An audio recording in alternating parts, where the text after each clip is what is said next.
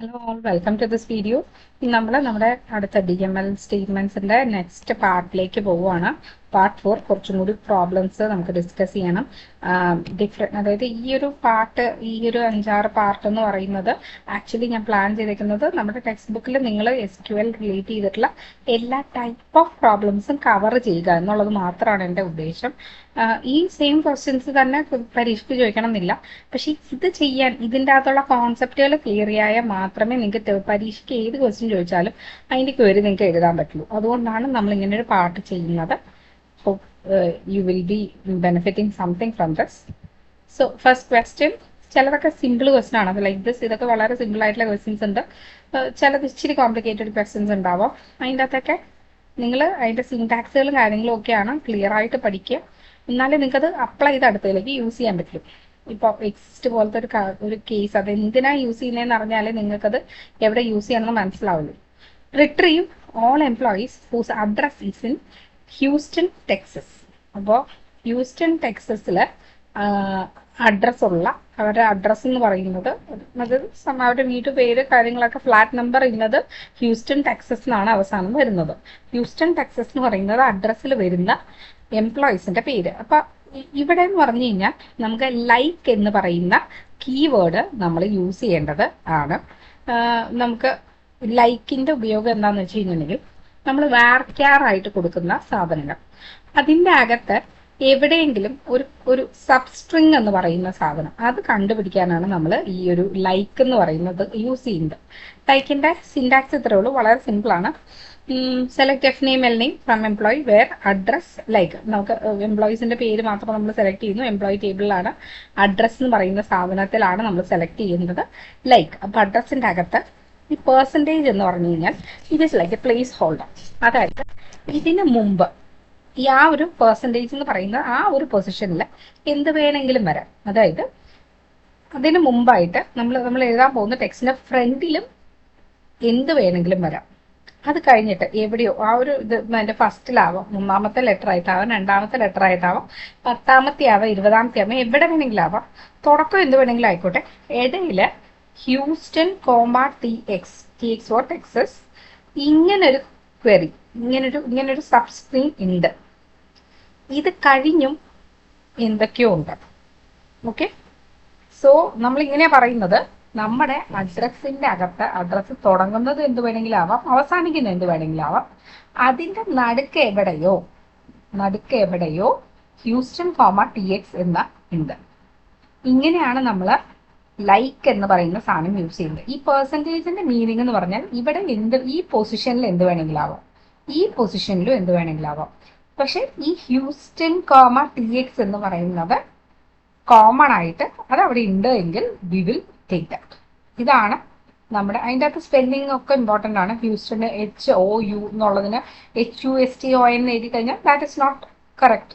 അത് എടുക്കില്ല. നമുക്ക് ഈ സാധനം അതുപോലെ തന്നെ ഉണ്ടാവണം. ഇതിന്റെ ഫ്രണ്ടിലും ഇതിന്റെ ബാക്കിലും എന്ത് വേണമെങ്കിലും ആവാം. സേ ഇപ്പൊ ഇവിടെ 1 2 3 എന്നുണ്ട്, 1 2 3 എന്നുണ്ട്. ഇത് കഴിഞ്ഞിട്ട് 5 6 എന്നുണ്ട്. It will take it. എന്ത് വേണമെങ്കിലും ആവാം. അല്ലെങ്കിൽ ഇത് സ്റ്റാർട്ട് ചെയ്യുന്ന ഹ്യൂസ്റ്റൺ ടെക്സസ് മാത്രമേ ഉള്ളൂ, ഇറ്റ് വിൽ ടേക്ക് ഇറ്റ്. അപ്പൊ അതുകൊണ്ട് എങ്ങനെ വേണമെങ്കിലും ആവാം. അതിന്റെ ഫ്രണ്ടിലും ബാക്കിലും പെർസെൻറ്റേജ് എന്ന് പറഞ്ഞാൽ it is like A holder. നമുക്ക് ഒരു പ്ലേസ് ഹോൾഡർ പോലെയാണ്. അതിന് ഫ്രണ്ടിലും ബാക്കിലും എന്തെങ്കിലും ആവാം.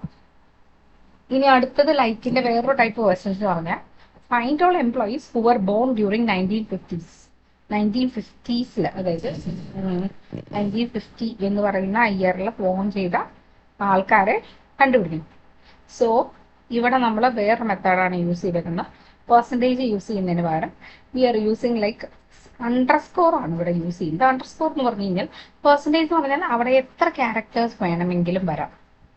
ഓക്കെ, ആ പെർസെൻറ്റേജിന്റെ സ്ഥാനത്ത് എന്ത് ക്യാരക്ടർ, എത്ര ലെങ്ത്തിലുള്ള ക്യാരക്ടർ വേണമെങ്കിലും വരാം.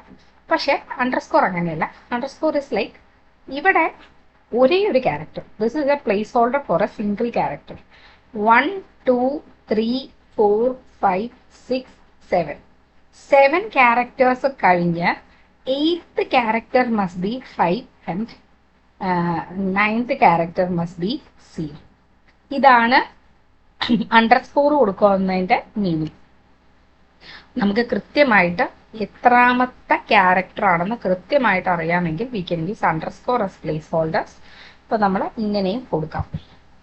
നെക്സ്റ്റ് ഒരു ടൈപ്പ് ഓഫ് ക്വറി ആണ്, show the resulting salary if every employee working on product X project is given a 10% raise. So ഇവിടെ നമ്മളോട് പറഞ്ഞിരിക്കുന്നത് പ്രൊജക്ട് എക്സിലുള്ള എല്ലാവർക്കും 10% റേസ് കൊടുക്കാനല്ല, അവർക്ക് 10% റേസ് കൊടുത്താൽ ഞാൻ കൊടുത്തിട്ടില്ല, ഞാൻ കൊടുക്കാൻ ഉദ്ദേശിക്കുന്നുണ്ട്, കൊടുക്കുകയാണെങ്കിൽ അവരുടെ സാലറി എങ്ങനെയായിരിക്കും എന്ന് എനിക്കൊരു ലിസ്റ്റ് കാണണം. ഞാൻ കൊടുത്തിട്ടില്ല, കൊടുക്കാൻ ഉദ്ദേശിച്ചിട്ടുമില്ല, ഞാൻ ജസ്റ്റ് കൊടുക്കുകയാണെങ്കിൽ ഹൈപ്പോത്തറ്റിക്കലി ഞാൻ കൊടുത്താൽ അവർക്ക് എത്രയായിരിക്കും സാലറി, ഇതാണ് ഞാൻ എൻ്റെ അടുത്ത് ഞാൻ ചോദിച്ചേക്കുന്നത്. സോ നമ്മൾ ഇവിടെ ഒരിക്കലും അപ്ഡേറ്റ് യൂസ് ചെയ്യരുത്. അപ്ഡേറ്റ് യൂസ് ചെയ്ത് കഴിഞ്ഞാൽ അത് പെർമനൻ്റ്ലി അപ്ഡേറ്റഡ് ആയി പോവും. നമുക്കത് വേണ്ട, നമ്മൾ ജസ്റ്റ് കണ്ടാൽ മതി. നമുക്കതിന് വേണമെങ്കിൽ വ്യൂ എന്ന് പറയുന്ന ഒരു സാധനം ഉണ്ട്, വ്യൂ യൂസ് ചെയ്യണമെങ്കിൽ വ്യൂ യൂസ് ചെയ്യാം. അതല്ല എങ്കിൽ നമുക്ക് സിമ്പിൾ സെലക്ട് വരെ യൂസ് ചെയ്തിട്ട് ഇത് ചെയ്യാവുന്നതേ ഉള്ളൂ. Select first name last name comma 1.1 into salary. അതായത് 10% റേസ് ചെയ്യാൻ കൊടുത്താൽ എൻ്റെ സാലറിയിൽ 1.1 വെച്ച് മൾട്ടിപ്ലൈ ചെയ്ത് കഴിഞ്ഞാൽ 10% റേസ് ആയി. അത് ഞാനിവിടെ ഡിസ്പ്ലേ ചെയ്താണ്. From employee works on project. എന്തിനാ ഈ 3 ടേബിള്? ബിക്കോസ് എംപ്ലോയി ടേബിളിലാണ് ഫസ്റ്റ് നെയിമും ലാസ്റ്റ് നെയിമും ഉണ്ടാവുക.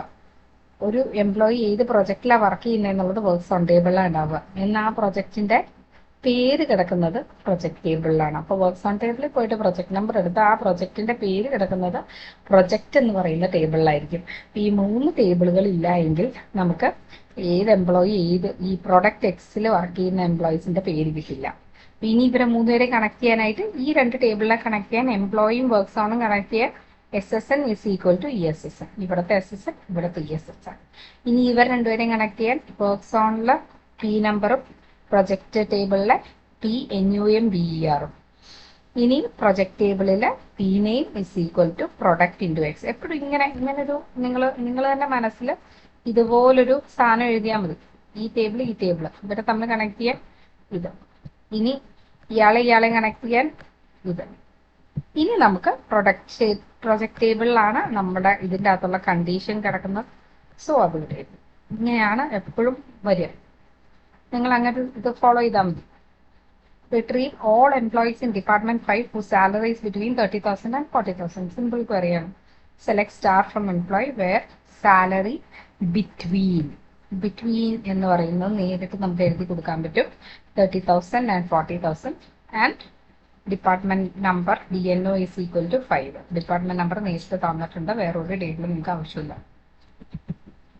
Retrieve list of employees and their project they are working on, ordered by department and within each department order alphabetically by first name last name. So ഇവിടെ ascending order descending order ചെയ്യാൻ വേണ്ടിയിട്ടാണ് order by use ചെയ്തിട്ട്. So select department number, name, last name, first name, project name. From department employee works on project. 4 table ഉണ്ട്. Because ഇവിടെ നമുക്ക് ഇവരെല്ലാത്തിൽ നിന്നും ഉള്ള information ഉണ്ട്. പ്രൊജക്ടിന്റെ പേര് പ്രൊജക്ട് ടേബിളിലേ ഉള്ളൂ, ഏത് എംപ്ലോയി ഏത് പ്രൊജക്റ്റിലാണ് വർക്ക് ചെയ്യുന്നതെന്നുള്ള വർക്ക്സ് ഓൺ ടേബിളിലേ ഉള്ളൂ, ഡിപ്പാർട്ട്മെന്റിന്റെ പേര് ഡിപ്പാർട്ട്മെന്റ് ടേബിളിലേ ഉള്ളൂ. So department number equal to D number, SSN ESSN, works ഓണിൽ P number equal to PNUM BER, order by D name descending ഓർഡറിൽ, ലാസ്റ്റ് നെയിം അസെൻഡിങ് ഓർഡറിൽ, ഫസ്റ്റ് നെയിം അസെൻഡിങ് ഓർഡറിൽ. Retrieve name of each employee who is dependent with the same first name and same sex as employee. ഇവിടെ നമുക്ക് sub query വേണ്ടി വരും. ഇന്നെന്ന് പറയുന്ന ഈ ഒരു ഓപ്പറേറ്റർ യൂസ് ചെയ്ത് നിങ്ങൾക്ക് ഇത് ചെയ്യാൻ പറ്റും. So select E.F name, E.L name. എന്ന് പറയുന്ന എംപ്ലോയി ആണ്, ഓരോ തവണ എഴുതാതിരിക്കാൻ വേണ്ടിയിട്ട് നെയിം കൊടുത്തിരിക്കുന്നതാണ്. വേറെ ESSN എന്ന് പറയുന്നത് നമ്മുടെ ചോദിച്ചേക്കുന്നത് എന്താ, name of employee who has dependent with same first name and same sex as employee ആണ് ചോദിച്ചേക്കുന്നത്. അപ്പോൾ നമുക്ക് ഈ എംപ്ലോയിനെ നമ്മൾ ഇതിൻ്റെ അകത്ത് നിന്ന് എടുക്കണം. അപ്പോൾ അതിൻ്റെ അകത്ത് എന്താണ് ഇവിടുത്തെ സബ് ക്വറി, ESSN എന്ന് പറയുന്ന ഡിപ്പെൻഡന്റ് ടേബിളിൽ നിന്നാണ്. വേർ എംപ്ലോയിയുടെ ഫസ്റ്റ് നെയിമും ഡിപ്പെൻഡന്റ് ഫസ്റ്റ് നെയിമും സെയിം ആയിരിക്കണം, സെയിം ഫസ്റ്റ് നെയിം, ആൻഡ് എംപ്ലോയിയുടെ സെക്സും ഡിപ്പെൻഡന്റ് സെക്സും സെയിം ആയിരിക്കണം. അപ്പോൾ അങ്ങനെയുള്ളവരെ നമ്മൾ സെലക്ട് ചെയ്യും. ഇന്നെന്ന് പറഞ്ഞാൽ ഇതിൻ്റെ അകത്തുള്ള എല്ലാം ഇതിൻ്റെ അകത്തുള്ളതാണെങ്കിൽ മാത്രമേ നമ്മൾ അവരുടെ മാത്രമേ ESSN നമ്പർ നമ്മൾ സെലക്ട് ചെയ്യൂ. Retrieve social security number of employee who works on project 1, 2 or 3. ഇന്നെന്ന് പറയുന്നത് വീണ്ടും യൂസ് ചെയ്യാൻ 1, 2, 3 എന്ന് പറഞ്ഞ് കൊടുത്തു കഴിഞ്ഞാൽ അതിനകത്ത് ഡിസ്റ്റിങ്ക്റ്റും കൂടി യൂസ് ചെയ്ത് കൊടുത്തു കഴിഞ്ഞാൽ we can retrieve that projects. Retrieve the name of employee who do not have supervisor. Super assistant is null. Is എന്ന് പറയുന്ന കീവേഡ് ഈസ് ഇന്നിന് പകരം ഈസ് നള്ള് യൂസ് ചെയ്ത് കഴിഞ്ഞാൽ നമുക്ക് ഈസ് ആണ് യൂസ് ചെയ്തേക്കുന്നത്. ഇന്നിന് പകരം ഈസ് കൊടുത്തു, നള്ള് കൊടുത്തു. So this is all for now. Hope you have benefited from this. Thank you.